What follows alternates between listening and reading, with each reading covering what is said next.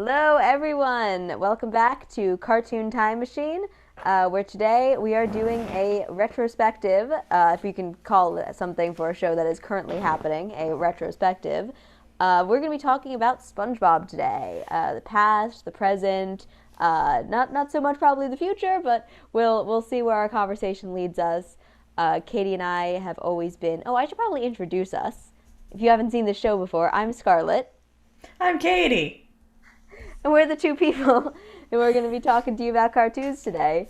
Specifically, today we're talking about SpongeBob, which is one of Katie and my favorite cartoons. We've spent a lot of time watching it, as have many people who love cartoons, especially people from our age demographic who grew up with the show.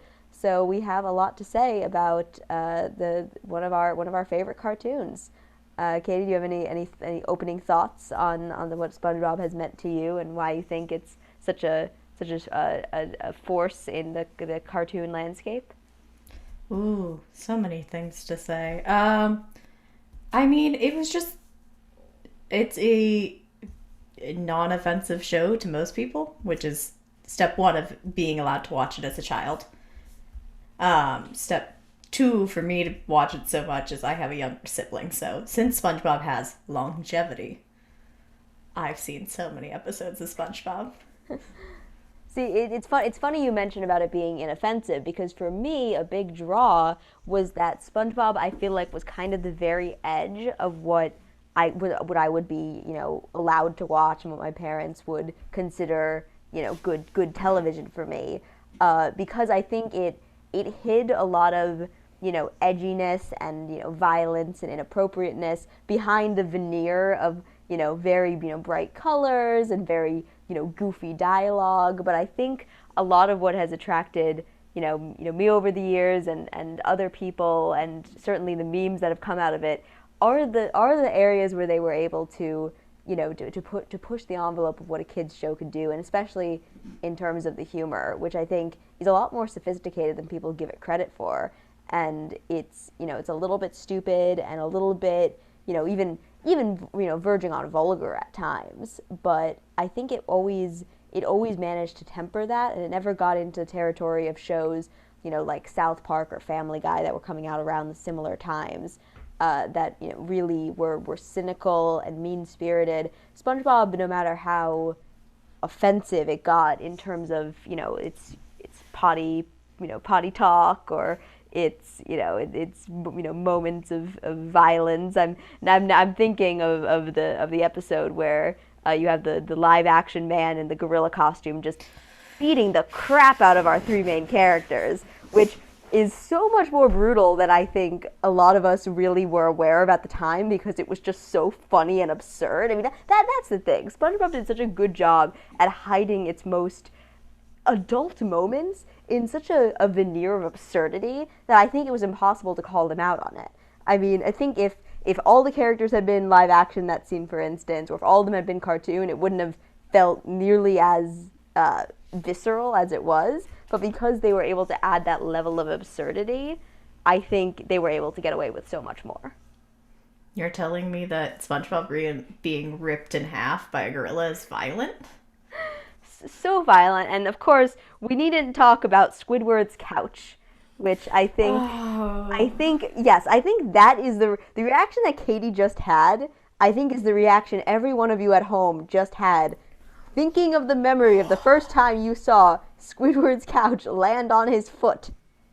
Which It's the toenail being it's the ripped out. toenail. It's the So toenail. here's the thing that I think was a big part of seasons 1 through 4 of SpongeBob was the close up, kind of gross comedy shots where you would see like a close up of SpongeBob after working like 7 days in a row, and he'd be all grimy, 5 o'clock shadow, bloodshot eyes, and that was a very classic part of the first 4 seasons.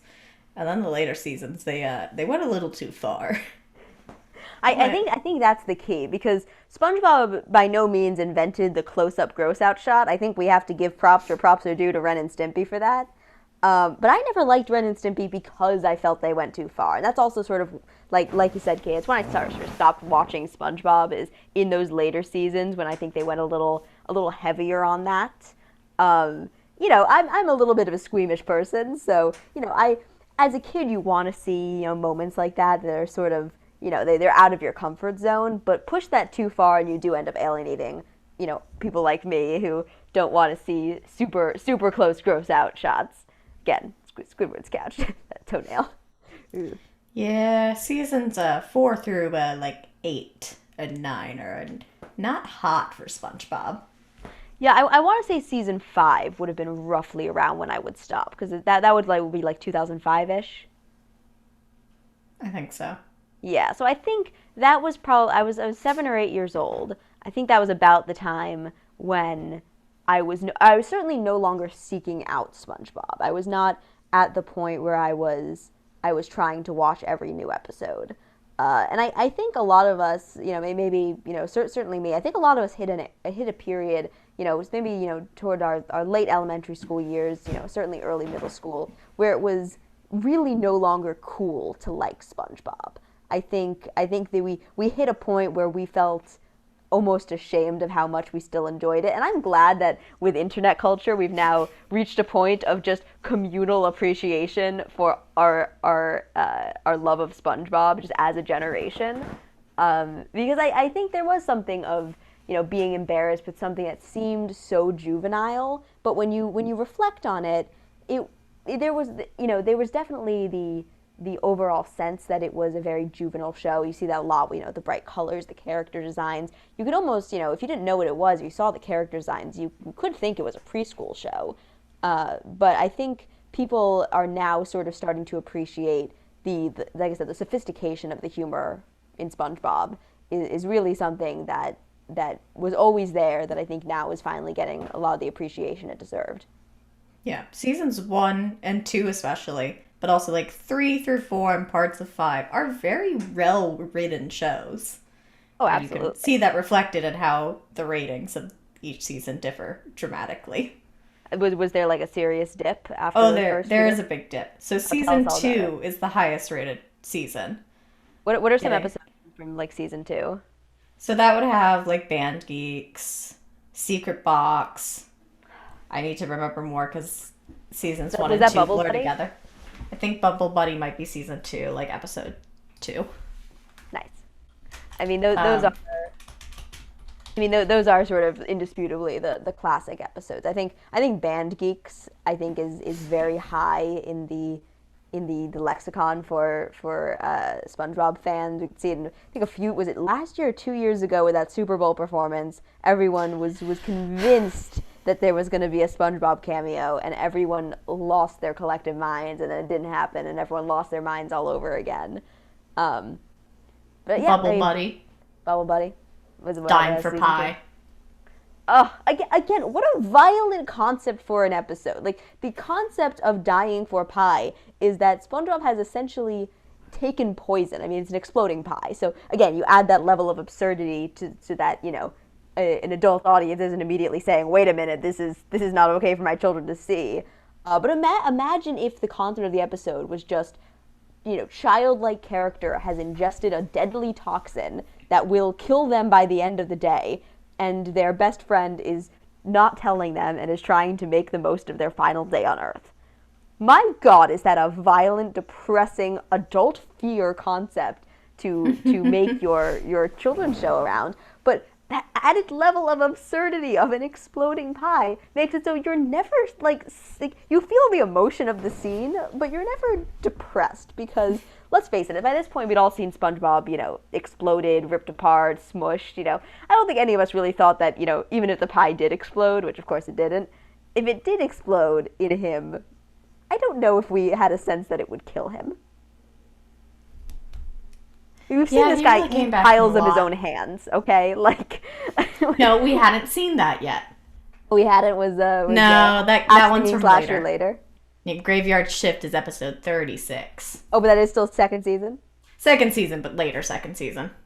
Katie, you once dressed up as the hash singing slasher for a college Halloween party, didn't you? I did. I didn't have a costume, and apparently in college everyone dresses up for Halloween, so I just grabbed my long raincoat, which is gray, and grabbed a spatula from our college kitchen and went, well, I made a costume, guys. I did it. You had the best costume that year. Everyone was walking up to you. Everyone knew who you were. That was the best part of it, is that I was dressed up as the Babadook and had to explain a million times what I was. You dressed up as a hash city slasher, literally with a big raincoat and holding a spatula, and everyone knew who you were. Go for the classics, kids. Really? Not weird gay horror films. It's true. I did add to the confusion by not just being the Babadook, but the gay Babadook, because that was the meme of the year. But speaking of which, I mean, that is a meme that has gone away. I see like 50 hash slinging slasher related memes every month. Like everyone, is still talking about these classic episodes of SpongeBob. It's hard, there's resurgences in the types of memes that you see, but they're everywhere. I think now the big thing that I keep seeing is versions of throwing the paper on the fire that is underwater, despite having just said, "Wow, this paper is running with ink. Clearly, they don't understand the complexities of life underwater. Oh well, toss it into the fire, going underwater." I mean, and again, you can divorce that last image from the rest of the context, and everyone already knows what the setup is because we've all memorized that line. Because I think for a lot of us, that was an introduction to that type of humor, that that humor that did not need to explain the joke because it trusted its audience was intelligent enough. You didn't need to have Patrick look at the camera and say, "See, kids, it's funny because fire can't burn underwater." It was a show that trusted its audience was smart enough to connect the dots and recognize the absurdity of the situation. In that way, it almost has a Monty Python-esque quality that I think is part of what has made the show such a success. Are you saying that our generation has memorized an absurd number of lines from SpongeBob? No, not at all. I don't think that we are probably better versed in SpongeBob lines than most of what we learned in a college class. I wumbo, you Wumbo, wumbo, he, she, me wumbo. it wumbo. Was there an it wumbo? I don't No, know. it was he, she, me wumbo. Katie doesn't Wombology, the study of wumbo. It's It's clearly first not college concepts, SpongeBob. I'm not gonna lie, kids. I took 2 years of college Spanish, and I probably know how to conjugate wumbo better than like 90% of Spanish verbs. Ah, I'll have you do some fun guessing now. I just want you to guess what is the highest rated episode of SpongeBob. Oh, I'm guessing it's Band Geeks. It is, but now would you like to guess the rating this episode has out of a scale of 0 to 10? On IMDb? Or I don't know exactly where they took this, but okay. I have I'm gonna stats. say 9.2. 9.8. 9.8. I mean, it is a pretty perfect 11 minute show. Again, now here's the 11 thing: minutes. it's Band Geeks is the for one of the 11 minutes. The other 11 minutes is Secret Box. Okay, that's so they're is- counted together. They're counted together, but Secret Box is also fantastic. Secret Box is a great one. That is so great because I mean we're all relating to SpongeBob so much in that moment. We've all had that friend who's keeping some kind of secret. It's usually a very small thing, especially when you're a kid. It's and sometimes there's not even really a secret. They're just trying to mess with you and trying to make you go crazy with trying to figure out what it is. I mean that's classic. And of course, Band Geeks I think is one of the best paced episodes of any cartoon, or honestly really any piece of television, because in 11 minutes the amount of ground that gets covered, the amount of jokes that they throw at you is insane. You start that 11-minute episode and you need to immediately set up why Squidward has to put together a marching band, what his relationship is with Squilliam, because I'm assuming that's the first Squilliam appearance. Right? I believe it is the first Squilliam appearance. So you have to set up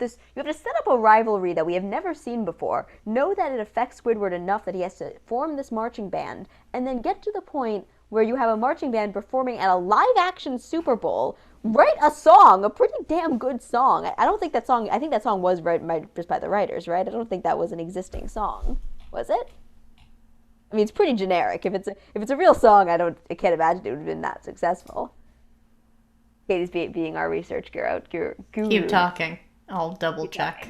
But whether or not that is a song made just for it, the fact that we get to one of the most earnest musical performances in any cartoon, I think is its own. I mean, that's why people remember Sweet Victory enough to have wanted to see it at the Super Bowl. It's just there's no joke other than how earnest it is, and that in itself becomes the joke. And there's no, there's nothing at the end where it's a happy ending. It's ostensibly a happy ending.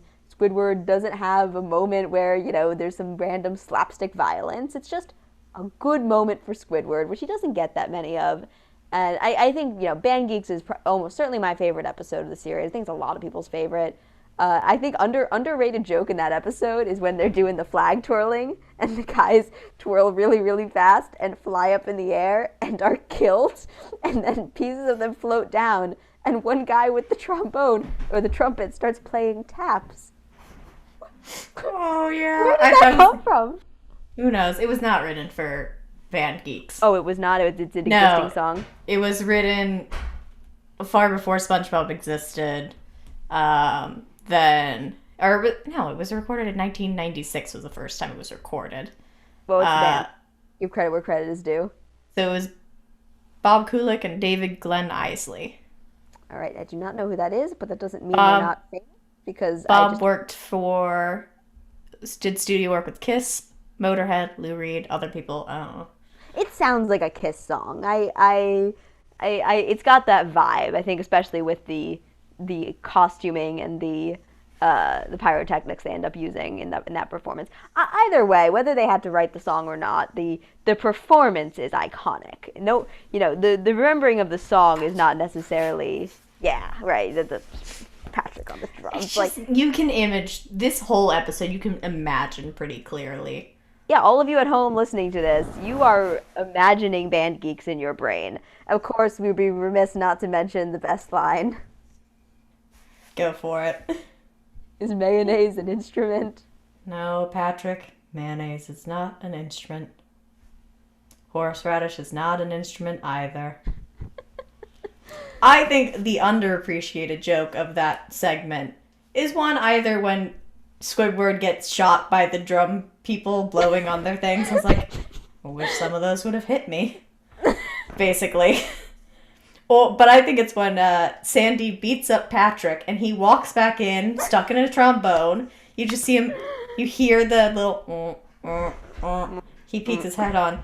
To the owner of the white Suburban, you left your lights on. And then it just keeps going with him honking as he walks.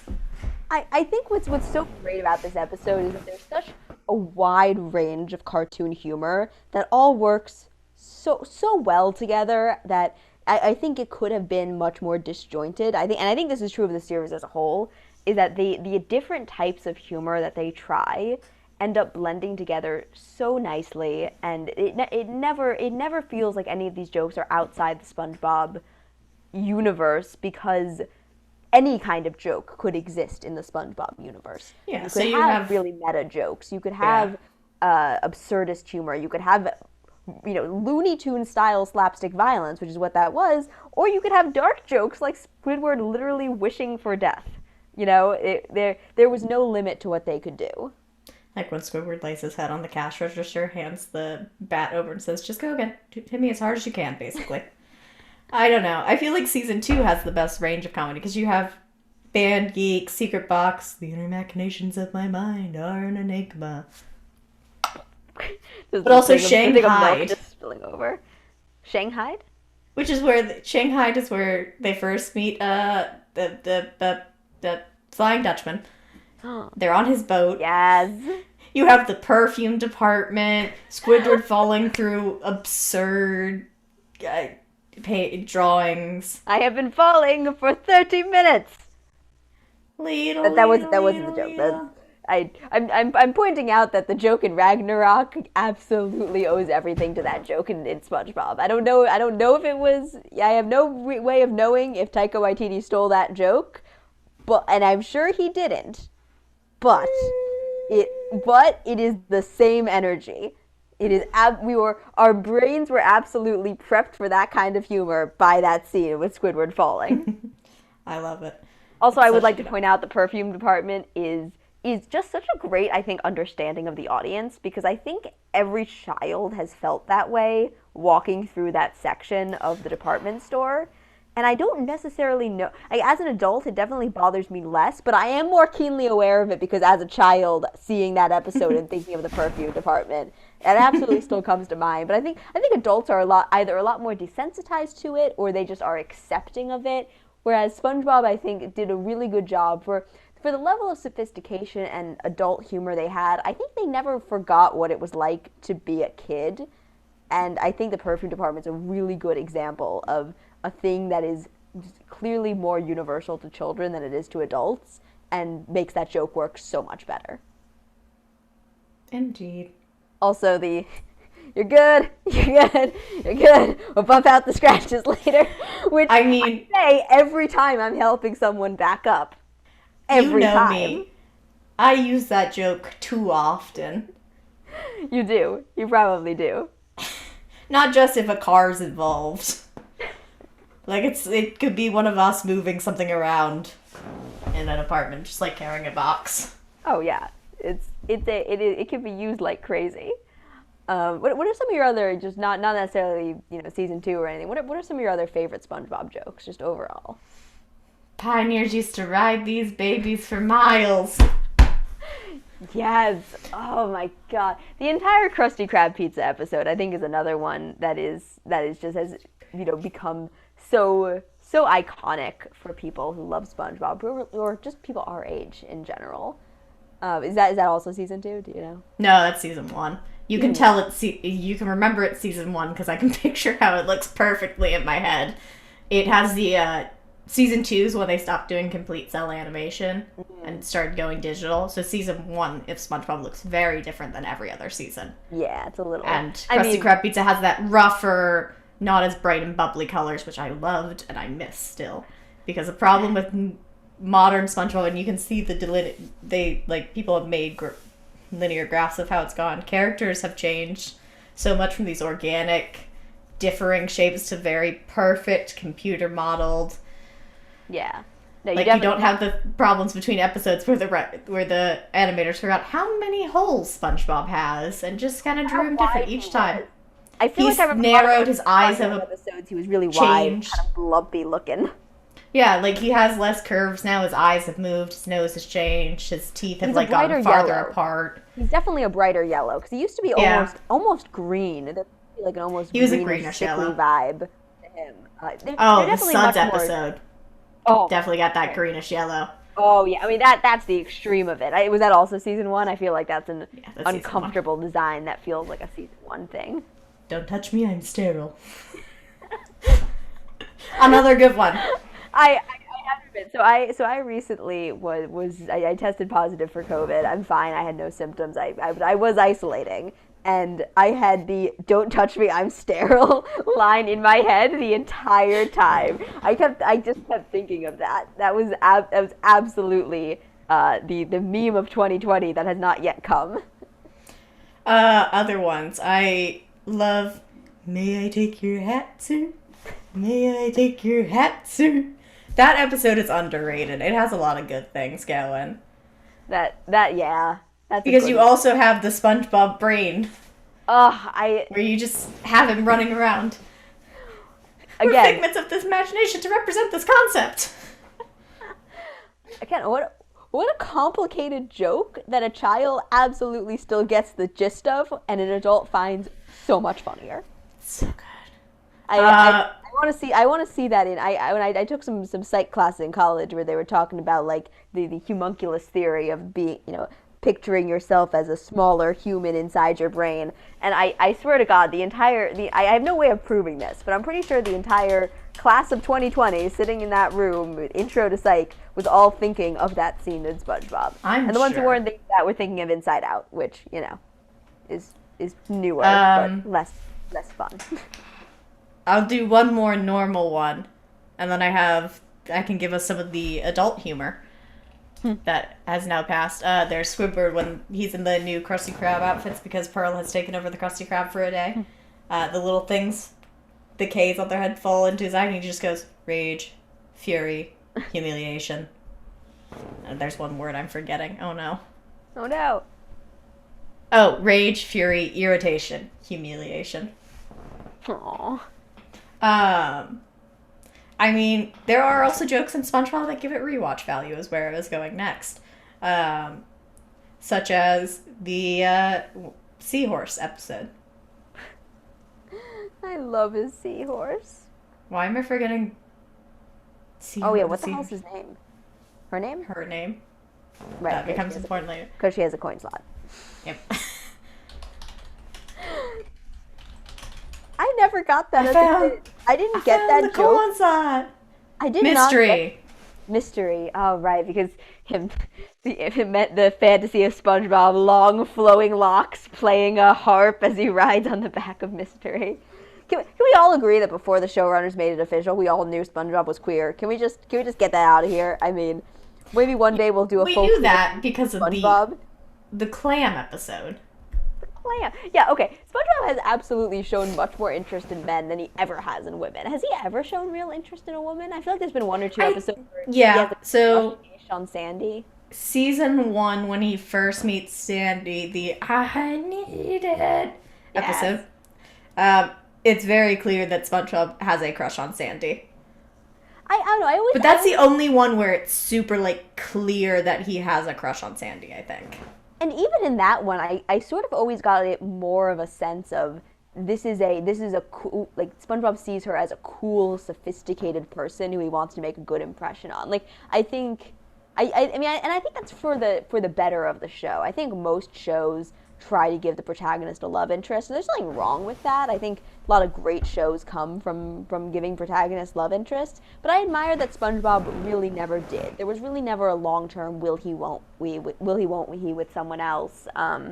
It was just their relationship with Sandy never progressed really. I mean, I think there was one fake out where they were hinting at a marriage between SpongeBob and Sandy, but within the context of the episode, I remember it wasn't actually. Oh yeah, no, that might be season 5's first episode. They're stuck in the vents of the Krusty Krab for some reason, and they think they're gonna die basically. So the whole episode is just shorts of each character telling a story.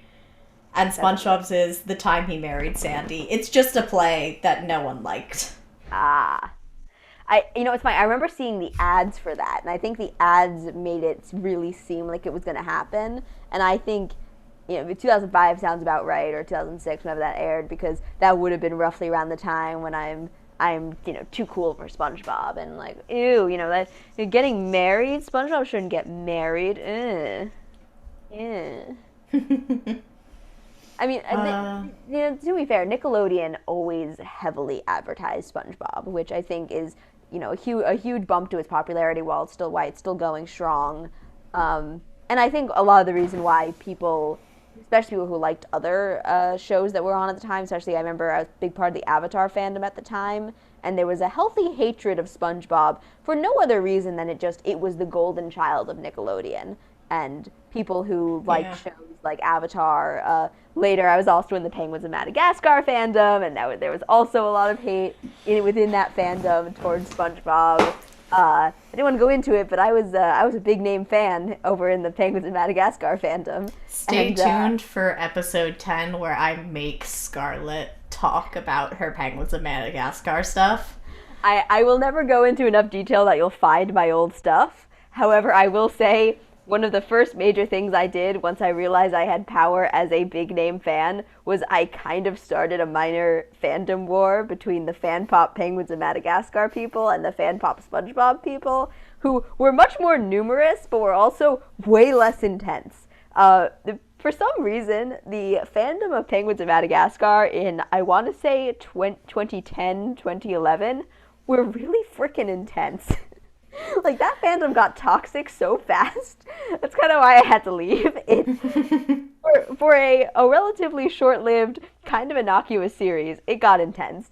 But back to the point is that I think a lot of people in a lot of different fandoms were really up to hating on SpongeBob and wanted to pick out the worst parts of SpongeBob, sort of more of those, a little stupider elements, that felt less sophisticated, especially when you compared it to something like Avatar, which wasn't really there to be funny. Like, that wasn't its number one goal. It was, if some comedy happened along the way, that was more or less incidental. So a kid who was really into Avatar would see it as higher art, I think, than something like SpongeBob. And that's because I think comedy will always be seen as inferior to drama, which sucks because it's very hard to make good comedy, and that's ultimately what SpongeBob was, especially in those first 5 seasons or so.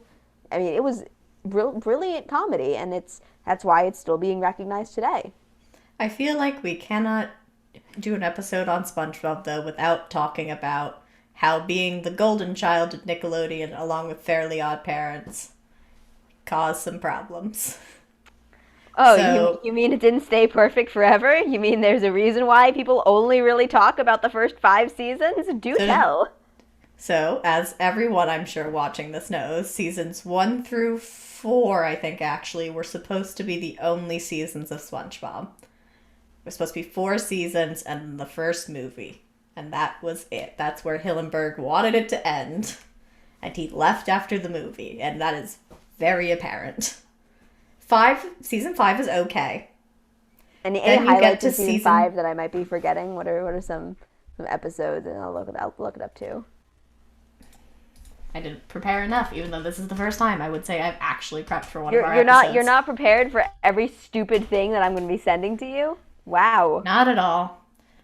Oh, that's Atlantis Squarepants happened then. Oh God, that's shockingly not the worst rated episode of SpongeBob. I have that ready. Oh boy. Let's see. Yeah, not a lot of Oh, I remember Friend or Foe when that happened. That was another like event. This was, I think, when the event started, which I guess makes sense. This is after Hillenburg left. Like there seemed to be a lot of the highly marketed, maybe not terribly high on substance, but certainly big in production value episodes. Oh, this is where Stanley happened. I remember Stanley. Yeah. Oh no, I thought there were a couple okay ones. This was not Boat Smarts is good. I like Boat Smarts. Remind me what Boat Smarts was? Boat Smarts is Mrs. Puff presenting a film on good and bad drivers. Squidward is the good driver. SpongeBob is the bad driver. Yes. Okay, that's just kind of classic SpongeBob comedy. Yeah. Gold Old What's His Name is a little funny, which is where Squidward and SpongeBob are a competition to learn every customer's name in the Krusty Krab, and the joke is just like the guy's name is what's it to you? What's his name? It's what's it to ya, and Squidward does not believe it. Okay, so there were a handful of bright spots, but it's clearly where it started to go wrong. That seems like the shark jumping moment for me. Atlanta Squarepants, I think most people would distinguishedly say, is the moment where you knew something has changed, and a big part of SpongeBob is really, and I'm sure you can talk to this because this is a term from a show you know a lot more about than I do, SpongeBob has become Flanderized. Ah, the Simpsons talk begins. Yes, I think that's absolutely true. I think past that point, SpongeBob becomes a lot dumber. I think that was never really an element of his character in those early seasons. He wasn't dumb. He was dumb. Exactly. He was a lovable, naive character. And Squidward wasn't just a jerk. He also had his moments where he had his moments where he clearly cared about SpongeBob and he cared about different people. Patrick was always dumb. Patrick can't go lower. I feel like he cannot be Flanderized because he already started as the ultimate caricature of a stupid person. I think it's hard to break him down. You probably lost some of I think he lost some of his little genius moments. Patrick, your genius is showing. Um, I think Mr. Krabs also got meaner. I think there was he started off as something of a Mr. Scrooge type, but I think he actually became more of a Mr. Burns. Later on, he became something that might be considered evil, which he was just a money hungry, miserly guy in the first few seasons, and it seemed like later on there were more scenes of him just outright doing things that would put SpongeBob directly in harm's way, which yeah.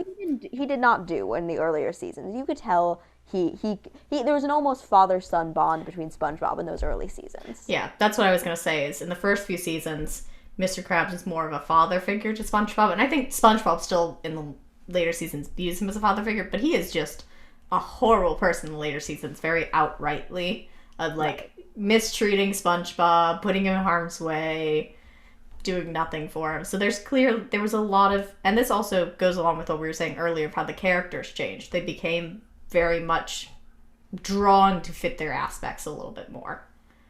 Like that's why SpongeBob's teeth had, I think they went from being like together to being a little bit more apart. It spread a little more. Yeah, I wonder it if makes like him look a little stupider. it does. It makes him look more like a hick, which I don't know if in this age of trying to be as sensitive as possible, if we want to necessarily equate the worse your teeth are, the less you can pay for good dental treatment, the stupider you must be. I don't know if that's necessarily what we want to say. But yeah, so we have the downgrade of season 5, which has, I think, what I would say is the first jump the shark moment of Atlantis Squarepants. That episode is just so bad. However, it is not the lowest rated episode of SpongeBob. Ooh, I am excited. I don't know if I can guess, so you'll just have to tell me. No, it comes from season 7, which is the lowest rated season also at a 6.3. Ooh. It is Keep Bikini Bottom Beautiful, which I don't know off the top of my head, but it's also a pal for Gary. Which is when SpongeBob goes to what is clearly a caricature of a Romani person selling things out of a cart. Ah. It's a witch hag lady selling things out of a cart, and the more I think about it as an adult, I go, he buys a pet that's supposed to be like the thing where don't feed it after midnight. That trope. The Mogwai from Gremlins. Yeah. And, of course, things go wrong and it turns into a giant monster and tries to eat SpongeBob and Gary, and it's just kind of gross. Doesn't make a lot of sense. It's not a good episode. Yeah, I mean, I don't know if I've ever even seen that one. Or the sorry, remind what you just said. Bikini Bottom Beautiful. I'm gonna look up what that is. I am also. I don't remember this one, and I know a lot. Oh, Squidward get litters and get sentenced to community service. Oh, yeah, I don't think I remember that. Yeah, well, that's probably why it's the lowest rated, because that doesn't sound. I have definitely seen it, but. And you know me, I know a lot of SpongeBob. You do.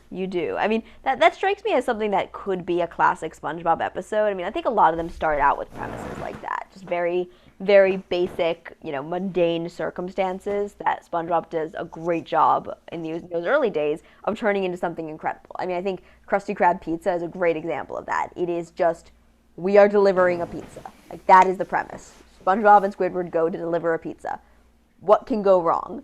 And then the people writing it made everything possible go wrong. I think that was the escalation of SpongeBob episodes, I think, is where it drew a lot of its strengths, is that it would always escalate to just the point where you thought this couldn't get any weirder, and then the boulder starts driving like a car.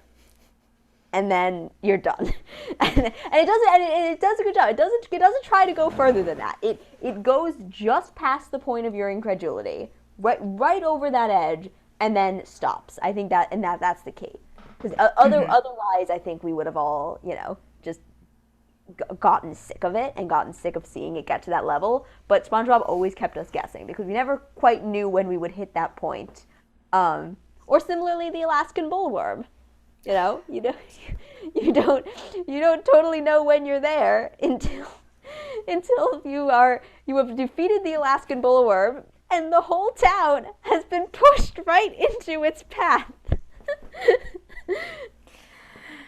and then falls on the town. Like, again, that's a great place for that episode to end, because that's right on the edge of what you could believe. You didn't, when they started pushing the town, you didn't believe they could push the town. That was, okay, this is as crazy as it's gonna get. And then they actually do it. That might be my favorite SpongeBob joke, honestly, is why don't we take the whole town and move it somewhere else? It's a really good one. To continue our tromp through the seasons of SpongeBob. Season 8, also bad, has a 6.6 rating overall. Ooh. But then, things start to go right again. So this is around 2011. Season 9 starts. Which, by the way, season 9 went from 2012 to 2017 is how long that season lasted. How many episodes is that? It's a pretty normal length season, I think. Really? I think it's 35 episodes. Season 9. Which is a little long, but it's... Right, it's a handful. Not Man, that's like Gravity Falls stretch levels. 5 years. And in the middle of this, 26. Sponge Out of Water comes out. In 2015, a movie I will bring up again that Scarlett has not seen. I still have not. You know what? I told myself I should see it before we do the SpongeBob retrospective, and I did not, because I am a liar. But I have and can say it is good. And Hillenburg comes back, and it has his comedy again. And then the seasons keep increasing in reviews, and right now we're in the middle of season 13. It's 3 episodes into season 13. And overall, we've come somewhat back to more of the ratings of 3 and 4. Nothing's going to hit 1 and 2. But we're kind of back to the average ratings of 3 and 4. They brought in some new writers. I believe some of the old writers also came back. Well, that's good. That's always good when you have some of those people who helped envision it and bring it back to the point where it was. I think they have de-Flanderized a little bit and redid a couple things. So SpongeBob is attempting to go strong, which I'm intrigued to see. There was talk, would SpongeBob get renewed for season 13 back in 2019, because it hadn't yet, and no one was sure if they were going to do it or if they had finally hit the limit like Odd Parents did after we brought in a dog. No, we brought in a baby, then a dog, then a girl. I kind of want that to continue to be the trend of the ways a show can jump a shark. I want that to be the order that every show has to go in from now on. Bring in a baby. When the baby wears off, we bring in a dog, and then a girl. The idea of the girl coming after the baby and the dog is still just the funniest thing to me.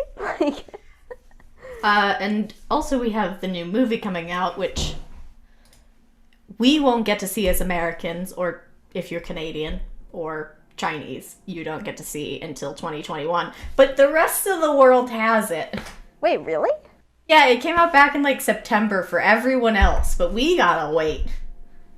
So, what you're saying is we should you could watch it with a VPN. You could do it legally with a VPN, but I'm not going to endorse anything on this podcast. We may or may not want to become important and sponsored one day, so I will not promote possibly illegal things.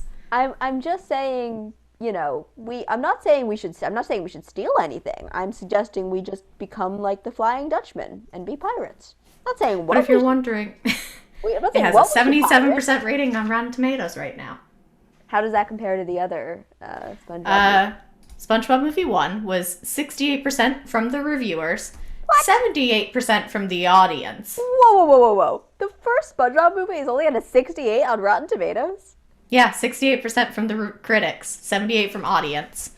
The second one, would you like to guess its critic score? 80? 81%. Okay. It is certified fresh, which the first movie did not get. I think a lot of that, again, was the prejudice at the time against SpongeBob. I think people forget that it was viewed in a very similar way to the early days of The Simpsons, the early days of South Park, as something that would be a negative influence on children. Maybe not to the degree that those other shows were, because those were clearly more adult oriented, but I remember hearing, oh, SpongeBob is so stupid, oh, it's gonna rot your brain, oh, this is so dumb. And I think a lot of that carries over into that first movie, which is none of those things. It is not stupid, it is not dumb, the humor is great. The music is fun. I mean, I They occasionally die have at that the end. in my head. What? They die at the end. They do. I cried. I have a visceral memory of my father taking me to a matinee of the SpongeBob movie and and me being choked up and emotional, but more importantly, him getting kind of choked up and emotional because they did the scene well. They played it straight. They didn't have to play the scene where they die straight. But they did. It's not a joke. It's their Butch Cassidy moment. They realize they have achieved their goal and they die. Like, and of course they're okay. For spoilers, those who haven't seen the movie, but they are okay. The movie came out in 2005. We are allowed to spoil it. Yeah, I think 15 years is a spoiler range. But again, just the variety of humor in there. I mean, remember, the whole movie has a framing device of the pirates going to see the movie you are currently watching. They bring in David Hasselhoff, who no child in 2005 knew who David Hasselhoff was until we saw that movie. Which is why I'm kind of excited to see what they do with Keanu Reeves in the third movie, because it makes me feel so very old that Keanu Reeves is to children now what David Hasselhoff was to us back then. Because I know who Keanu Reeves is, independent of the SpongeBob movie. Just like I'm sure my dad back in the day knew who David Hasselhoff was, completely independent of the SpongeBob movie. We're old, Katie, is the thesis statement, is we are Keanu Reeves in the SpongeBob movie level of old. But to reflect your thing, so as I said, the SpongeBob SquarePants movie, the first one, had a better rating in the audience score. Sponge Out of Water has a 54% audience score, which I think could be reflected by people being upset by the animation style also, which is very different. Has turned me off, and what I haven't watched. I will stand by, it was weird to me at first. It's actually really smoothly animated. It's not bad, it is different. The second one has a 59% right now, but mind you, it doesn't have a ton of reviews because all of America can't see it. Right. Wait, is it 59 is the critic score or the audience score? Audience score. Do we have it? Well, sorry, I might have missed when you said critic was 77. Oh, okay. So they like this one. I will be very excited to see it when it does come out. I assume this is Paramount distribution, right? Probably. I'm trying to think of the odds of it being on getting a theatrical plus a streaming release at the same time in case. All I can have in my notes is that it will be out in early 2021 for rental streaming. Oh, okay. So they'll stream it somewhere. And Paramount... Get a Mulan for SpongeBob. So much rather watch SpongeBob than Mulan. Why do we have why do we have a monkey's paw of this year of getting all the movies we didn't really want and not the ones we do?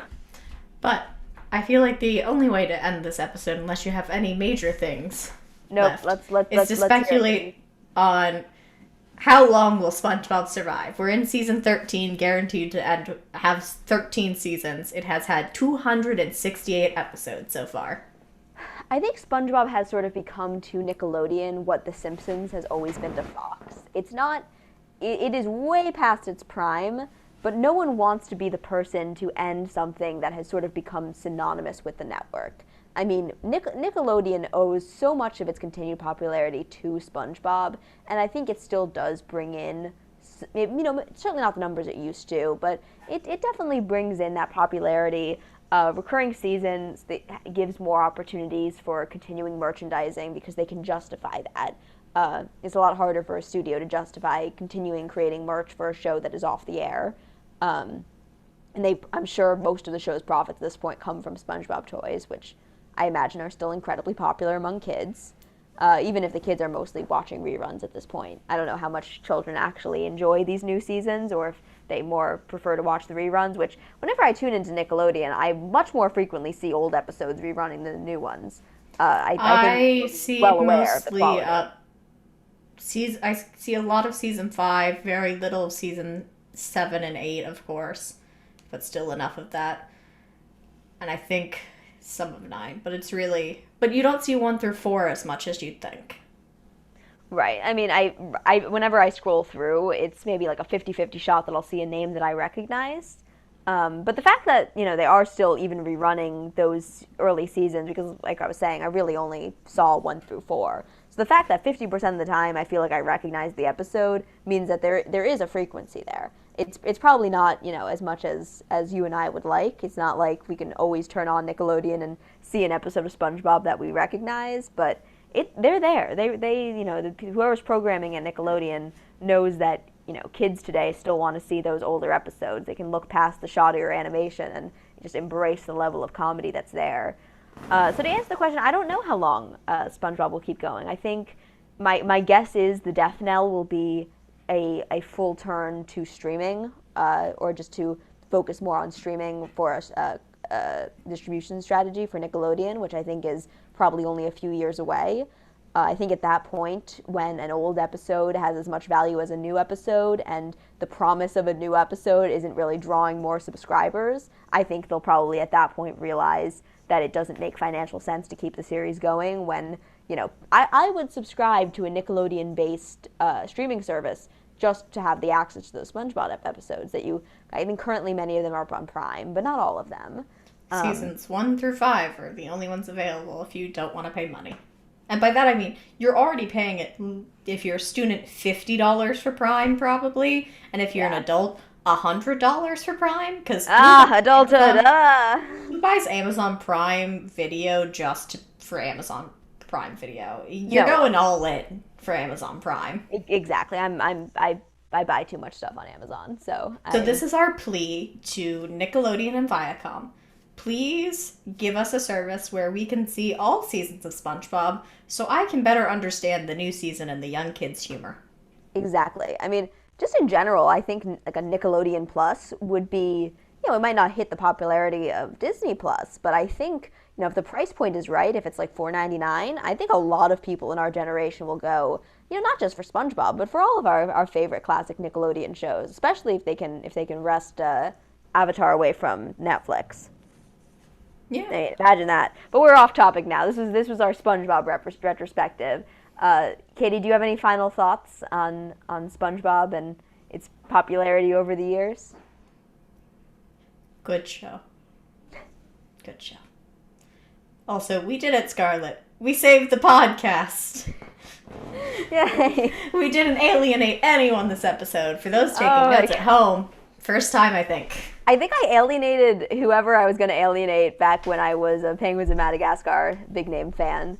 So if any of you were in that fandom at the time, consider this my sincere apology for any hardship I put you through during the Penguins versus SpongeBob wars of 2010. It was traumatic. I still have flashbacks. Oh. We'll end this with one quick question to Scarlett that she has to do on the fly. She has 10 seconds to answer. Oh, God. Oh, Christ. Favorite song of the SpongeBob show? Favorite song? Oh, crap. It's the best day ever. I don't even think I like the episode that comes from, but my God, is that a catchy song. And it's catchy. It was not my expectation for you. What were you thinking I was going for? I don't know. I feel like most people would go with the Campfire song or F is for Friends.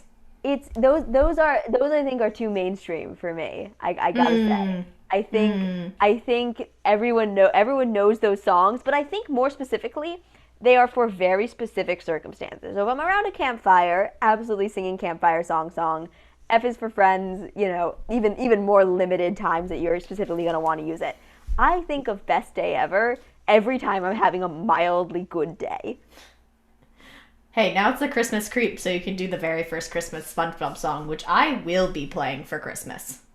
I don't know if I remember that song. We'll talk about it on our own. We should end the podcast now. No. Now you have to sing the song. I sang my song. You got to sing your song, Katie. I just remember the line that it's the very first Christmas for me, and Mr. Krabs hits the high note. I'm very glad I put you through that right before we ended. So thank you everyone for tuning in. We had a great time chatting with you today about SpongeBob. Tune in next time to see whatever we come up with for next time, because we don't know. We are doing this on the fly. So we're gonna hop back in our cartoon time machine. One last time, this is your Animate Scarlet. Okay. And we'll see you next time. Bye-bye. Finland.